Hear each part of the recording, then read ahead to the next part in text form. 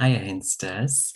Welcome back. And if you're new, welcome to this full moon in Aquarius video.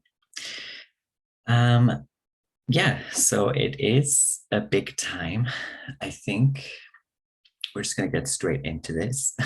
It's a big time for some of us to step up, to step out, and to be that king or queen or ruler that we've needed to be. So I do think that this is quite a significant full moon for quite a lot of us, and not just the specific date, but actually also the build up to. I feel like we've been anticipating this one for quite some time.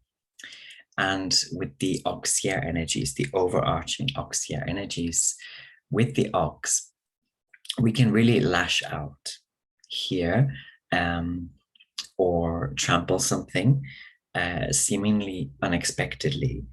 And there can also be this flinging away of these sort of incoming Venus in Virgo critical thoughts, the analysis paralysis, and unhelpful advisors can get slung away too at this time.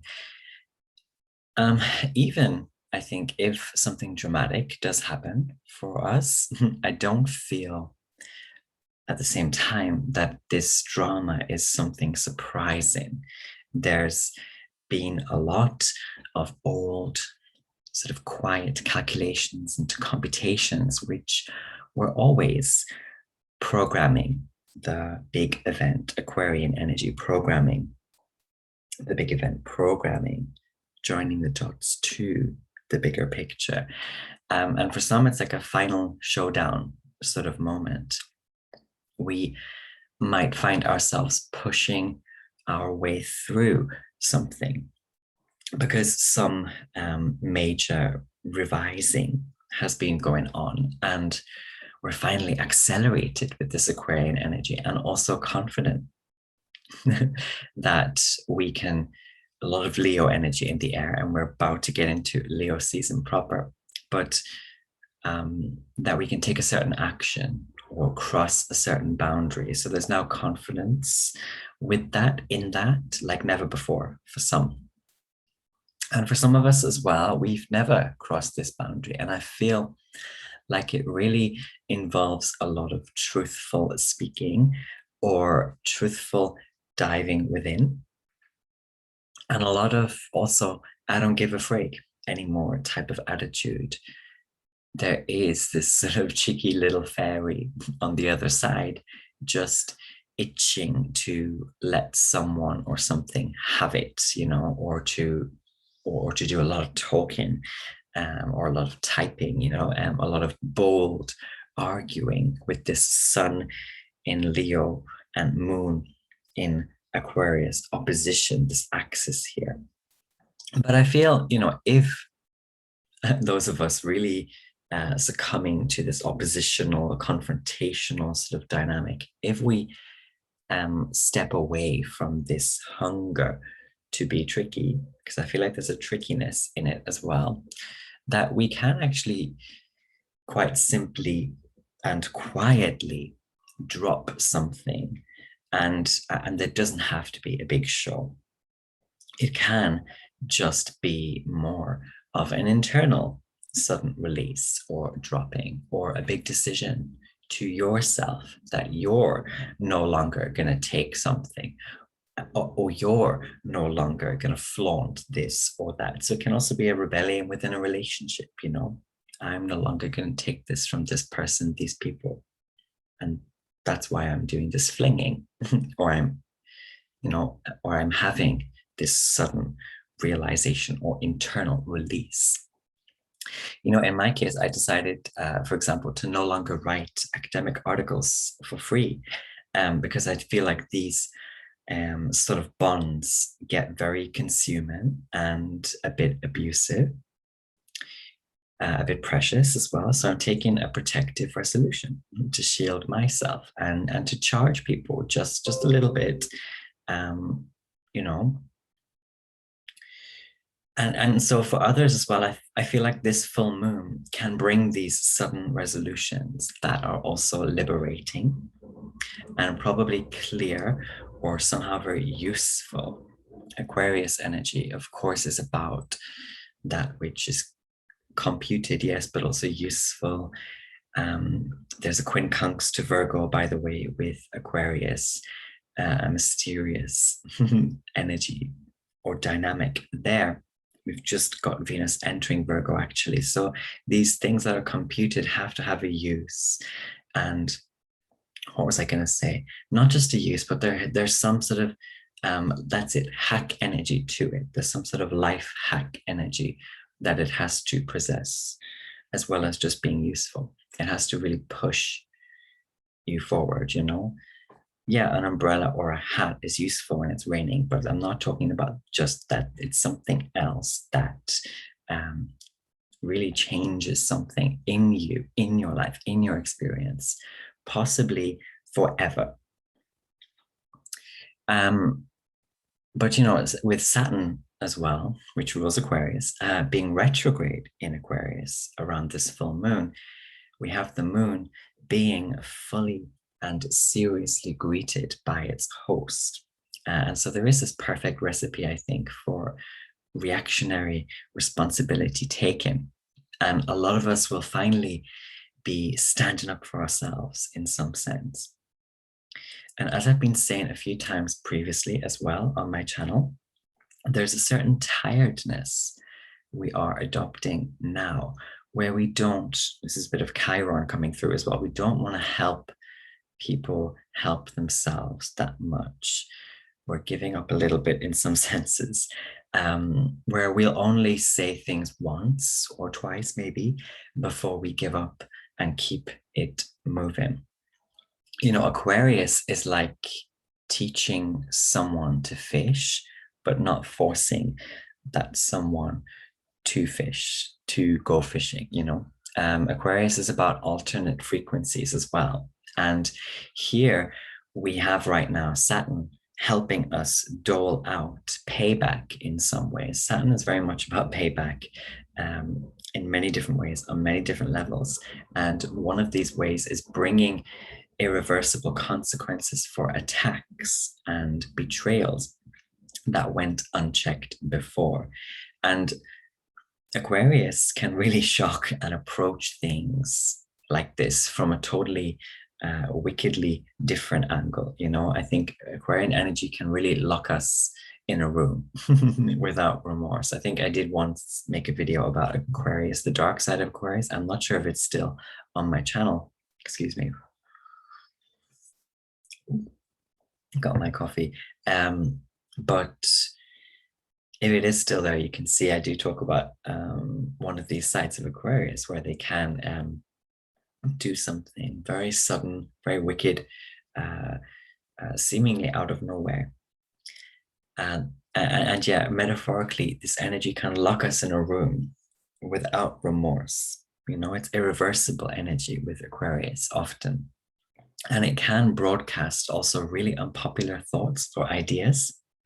And we're kind of forced to swallow hard pills sometimes, or we're just left feeling a bit overpowered or overwhelmed or overbeared. Is that the word? Overbeared, overborne by someone, something. And there can be this kickback, this release, or this desperation as well. On the other hand, a lot of us around this full moon in Aquarius can simply be having, you know, big realizations about the remaining dots to be joined up, or the kind of burning need to keep on like weaving things together. And for some people, this is something emotional, relating to an idea or perspective that needs to be stuck to. This is fixed air energy, and this is in the oxia, a very fixed sort of energy as well.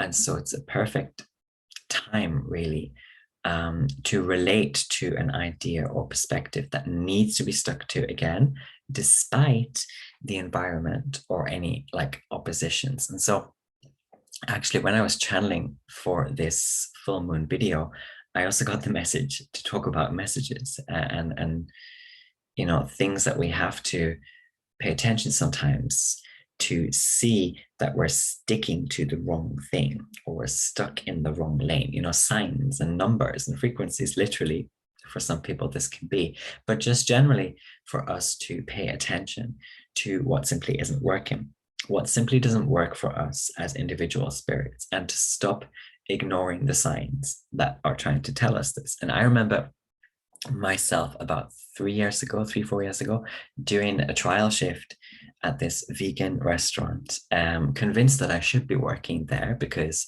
at the time I was trying to be a vegan. And that night actually was a full moon in Aquarius. That's also why I wanted to talk about this today. But I remember feeling anxious at the time. And there was also drama. The restaurant had this sort of pyramid glass roof, and there was torrential rain outside, and I even saw a lightning bolt through the roof just as the trial shift was starting. And it doesn't really get much more Aquarian than lightning, you could say. But anyway, the very first dish that came out that I was supposed to serve, it came out with like a number, because the dishes came out with numbers on like or placards. And the number was 55. 55. And I knew instantly that that was a sign or an omen that I wasn't going to get this job. And I didn't, because I know for me personally which numbers mean what, because I'm used to it. Now, even back then, I was getting familiar with the frequencies that my ancestors, my guides tapped me into. And of course, 55 doesn't mean the same for me as for someone else. So we do have to learn which codes mean what for us, and to ignore the static, but also to ignore the distractions which would have us stay somewhere futile, stuck again in the wrong place or lane, or have us say, sort of stay doing something the wrong way as well. Anyway, needless to say, I'm not a vegan anymore either, but with this full moon in Aquarius, I do feel that a lot of us already know what other people are doing as well, which is very interesting. We already know what other people are up to, especially authority types. We already kind of know, or we know what they're trying to do. The Aquarian and other fixed energies as well. These are energies where there's this feeling of being able to just see right through something. They really are. And we can easily feel that someone or something, or even ourselves, is just boring. That's a very notable thing on this full moon. And Aquarian energy easily wants us to like rebel and veer out of the lane we've been in. But as I've been saying, this is only really advisable this year, I feel, if switching lanes is going to truly free us or tear us away from things like stagnant homes and families. We still have Mercury in Cancer, and we're just finishing up Cancer season. I think as well that this full moon can bring a bizarre sort of irritation and a snap urge to like hoover up our bedrooms. That can be a literal thing, but metaphorical as well, to throw a lot of stuff out, even flippantly again. As I think I mentioned as well before on my channel, we've got the rat on our shoulder now, sort of whispering with Venus and Virgo, whispering those intrusive thoughts into our sort of steadfast plans and our steady pace. So this act of cleaning or throwing out could have to do with people or things that we no longer want, reminding us of what continues to hold us back or slow us down. It is a delicate balance though, because with Aquarian energy and Leonite energy, the ego can easily go overboard here and make us like just plain cocky or selfish, which, no matter how cool we try to make that, quickly becomes boring. And with this full moon in Aquarius, especially, I feel in the build up to it, so the last couple of weeks for some people even, we've been learning to, or reminded to be alone with ourselves, to be alone. There is this need to be alone for some to detach and also to switch some things up. You know, it's like you're tuning the radio knob because the station's got a bit fuzzy. So we can, and it's so that we can start to hear the channel crisp and clear again. So this alone time is had or needed to be had in order to do some tuning. So with Venus and Virgo especially, you know, the vibe is the hermit. The hermetic vibe is really coming in now. So yeah, tapping into other frequencies is prime at this time, especially if those frequencies have to do with, you know, our evolution, not necessarily into something brand new though. When I say evolution, I feel more that this is about evolution out of things, away from things, again, which have been keeping us behind somehow, perhaps. And the invitation here is more about freedom and not so much envisaging some specific future. So I don't think it's like a future forming time or full moon. I think it's more about that classic full moon release and breaking free, or having some break or snap within. And with Venus and Virgo, there is this simple beauty of just living in the moment, you know, and being less concerned about these future fantasies. And also, you know, in simply tidying this little space up here, or, you know, straightening out that crease over there, or whatever, buying a little bit of this to make some little basic everyday routine of learning or training. And that routine that we buy these little things for, or we put together, bring together these little things for, these routines, produce something tall later. You know, it's like sprouts into trees, or droplets into seeds.